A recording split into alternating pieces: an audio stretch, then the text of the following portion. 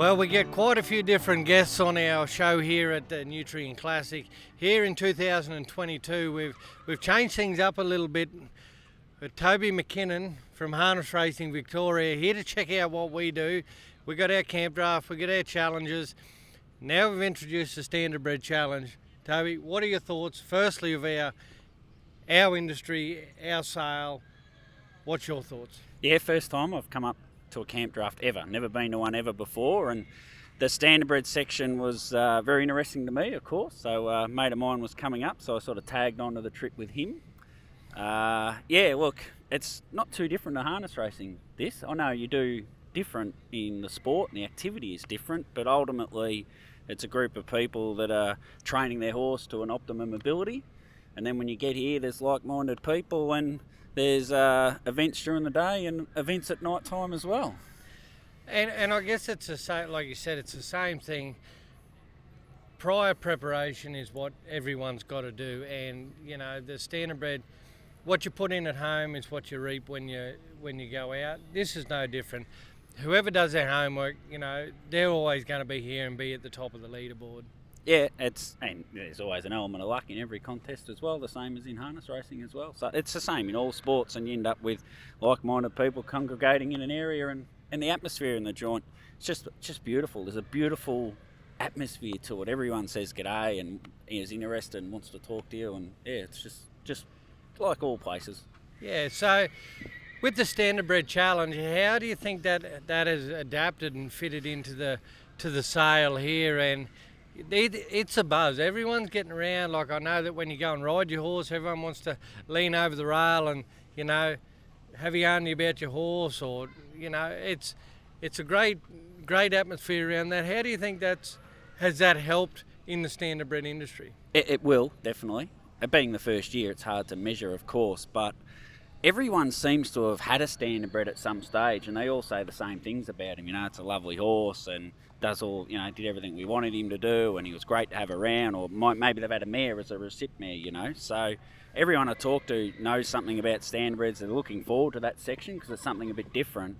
And as an industry, we want every horse to go to a good home, you know. Every single horse at races, we want to go to a good home. So this is a real opportunity to grow this to a much bigger space where we could hopefully, you know, get 100 horses here in a couple of years' time. Now, how much of an impact and how much should Nutrien be, you know, thanked and commended on their efforts? We know they're only new and it's only early days in the Standardbred industry for them. To come out now and be one of the first auction houses to take this to that level, to go, you know what, we don't just want to sell you the up-and-coming stars.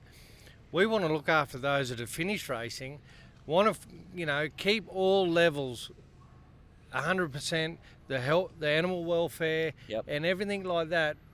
They ought to be really, really put up there in lights with what they're doing. 100%. And have a crack at it, you know. Yes. This is an idea.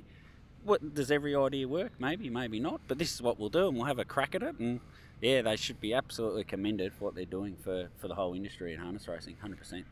So your main interest is, you know, the media side of the harness racing in Victoria. Yep. Tell us a little bit about your shows. Yeah, okay. So I do a show in Melbourne, based out of Melbourne, but it's really covers harness racing Australia-wide, called Trots Life on SEN Track, which you can download an app. You can listen to it anywhere in Australia. So I've got shows this week, Tuesday, Wednesday, Thursday, and then Friday and Saturday night. So I do a bit of radio work and a little bit of TV.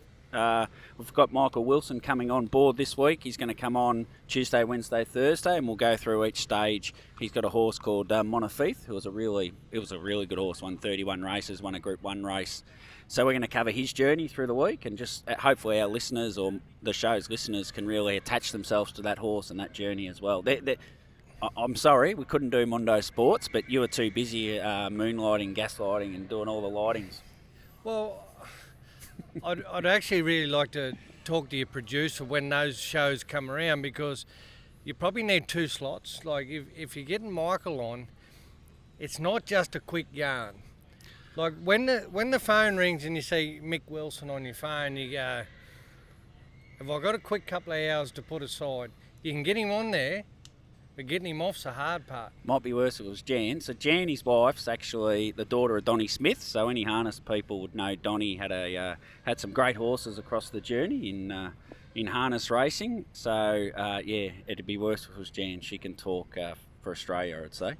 Yeah, no, we do know Jenny can have a yarn, but with Michael, there's probably no better human, no better horseman. Yeah. With a connection to that standardbred industry through Donnie, through Jan, you go back and you hear the stories. Donnie, when Michael's obviously down there trying to, weasel his way into Donnie's daughter and all that, he's like, it'll be right, Donnie, I'll break that one in. How about we get him going?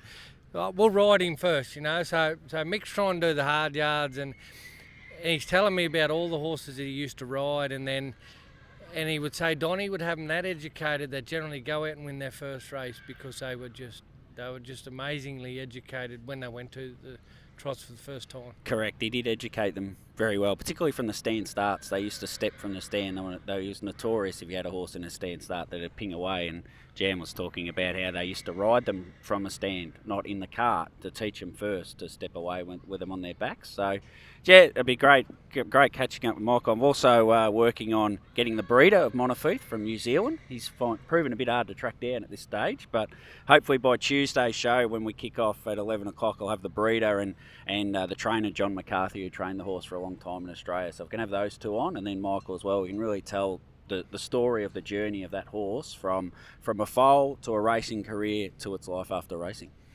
Yeah, and you just don't get any better guy than Michael. Like, we don't know what could happen here in the coming days. Like, they've written a thing, yes, we're doing this that day, the utility that day, camp draft the next. Michael could just turn that all on its head. We could come out here and there'd be a helicopter or something. He's as silly as a wheel. He wouldn't lay it down, He wouldn't be that silly, though, to lay it down in the arena, would he? Well, he's been known to do some silly things, so I wouldn't put anything past him. So, yeah, that's the best thing, that the group of guys and the banter that's around what this is doing, it's a win-win for everyone. Correct. It's a massive win for harness racing, and hopefully, the standardbreds reward the people that buy them on Thursday. Is it Thursday or Friday, the sale? Yeah, got no idea. I just do what I'm told. Yeah. So that's not what I heard from your wife the other night. No, but that's true. That is true. I'm very well behaved. But we just can't thank you guys enough for being a part of it, coming up here, supporting it, going away, taking the Nutrien equine, banner, flying it around, and it's just a great partnership that, I believe the Nutrien team, what they're giving back to the industry and the welfare of these horses is second to none. 100%. They're horse first and they're horse people first, and then everything else comes after, and we thank Nutrien Equine for what they're doing for harness racing and standardbreds across Australasia. Well, guys, keep in touch with what we're doing. The sale that comes up on Auctions Plus later next week, it's going to be a hoot. Wait until we get in with the freestyle. Michael Wilson, I believe he's got a pink tutu to ride his around like the ballerina, standing up on its back doing some acrobatic routine. I saw him run out of it from your truck. Yeah, I saw him run out of your truck with it. Well, it was a fitting. It was nothing, there was nothing else behind that. It was just, we had to... I threw you in, didn't I? We had to pull a couple of little pleats in at the side just to get the tutu. He's a bit... get the tutu in a little bit, but... Michael's ballerina thing with the tutu, the standing up riding it's going to be outstanding. Then we go over to Camp Draft. Stay tuned, the Standardbred Challenge, it's going to be a hoot. Toby, thanks very much for that. Thanks for having me. Safe trip home. Good luck with the show next week, keeping it to time when you get Michael on there. And stay tuned, more from Nutrien Equine 2022.